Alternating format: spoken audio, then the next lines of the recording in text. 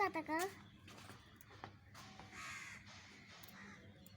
এখন আমার রাজীব মামুরা গেছে ইয়া করার জন্য, আমি ভাতটা রান্দি পেলি। পানি দিয়ে দিলাম অল্প করে, পানিটাও নিজে মেখে নিলাম। পানিটা সব দিয়ে দিলাম। মার আসছিল যে মায়ের গুলি মেখে নিলাম।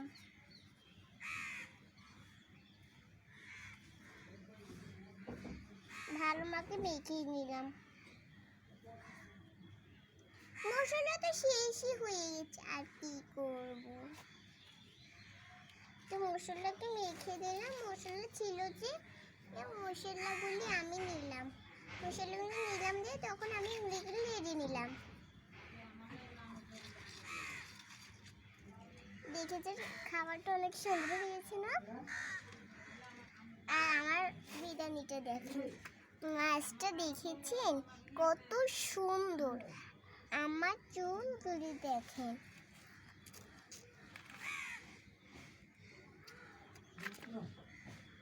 এবার আমি ঢাকনাটা আছে যে ঢাকনাটা ভিতরে দিয়ে দিলাম।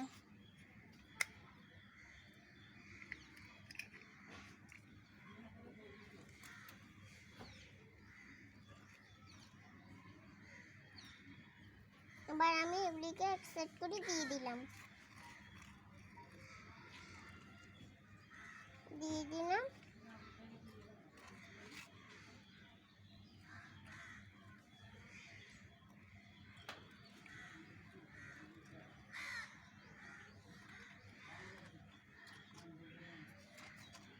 আবার সবগুলো দিয়ে দিলাম। আমার মতো সবগুলো ইউটিউব দিয়ে দিলাম। ইউটিউবে স্লাইন করে আমি দিয়ে দিব, ঠিক আছে?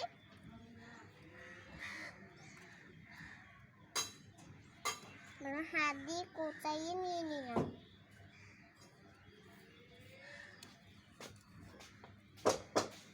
দিয়ে নিলাম ভালো মতো কোচাইয়ে।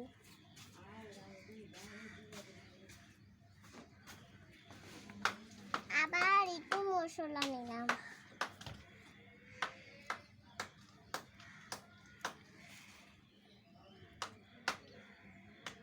আর 5 মিনিট লাগবে আমার রান্নার জন্য।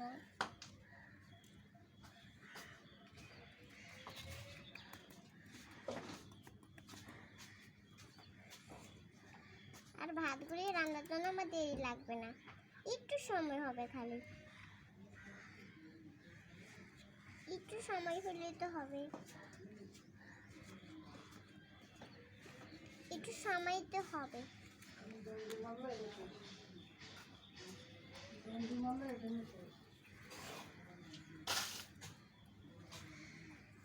এখন দেখেন আমার মা যাচ্ছে,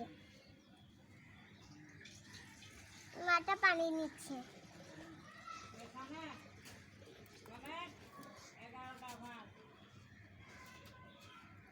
11টা 5 বাজছে। এখন ভাইয়েরা চলে আসবে।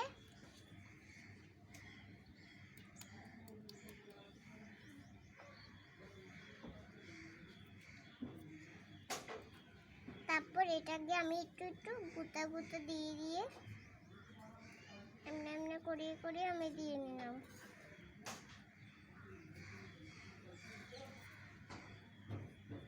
এবার আমি উলিকে তুলে নিলাম। আর ঢাকনাটা ছোট ঢাকনাটার ভিতরে আমি দিয়ে দিলাম।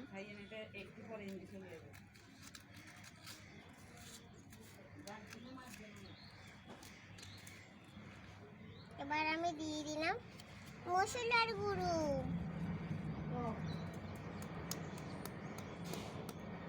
এবার আমি ঢাকনাগুলি রেখে বালুগুলি যেগুলি আছে এগুলি আমি রেখে দিলাম,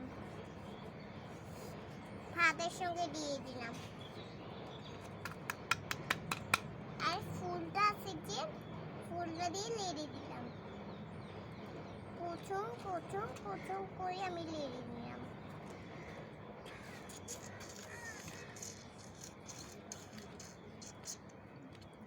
এখন আমি কি করব জানেন? ভিডিওটা করি তারপর আমি এবার আমার রান্নাটা বসিয়ে দিলাম যে এগুলিকে আমি কি করবো, ঢাকনার ভিতরে ঢেলে দিব। ঢাকনার ভিতরে ঢালা শেষ হলে একটা ভিডিও দেখাবো আপনাকে। সবগুলি ঢেলে নিলাম আমি।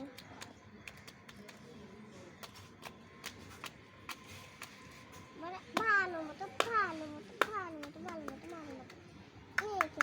মেখে নিলাম। মাটি নিলাম হাতের দিকে অল্প নিয়ে নিলাম মাটি। আস্তে আস্তে দিয়ে দিলাম।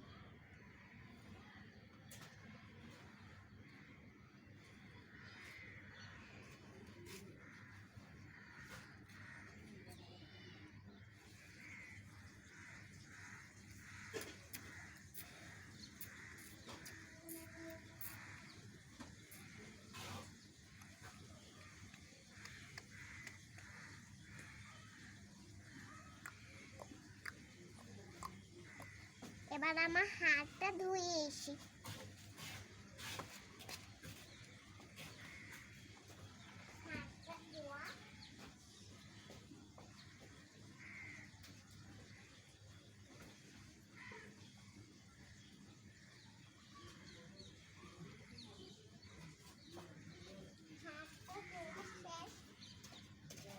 আমার নিজের হাতটা ধোয়া শেষ।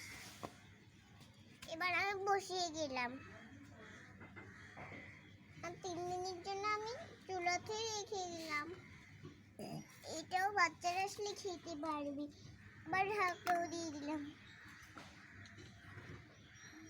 মশলাটা ঢাকনা দিয়ে দিলাম।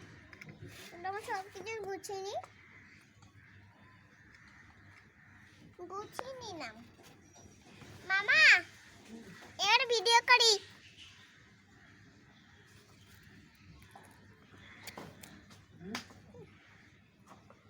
হয়েছে তো রান্না শেষ নেই, কই রান্না কই রান্নাটি কই?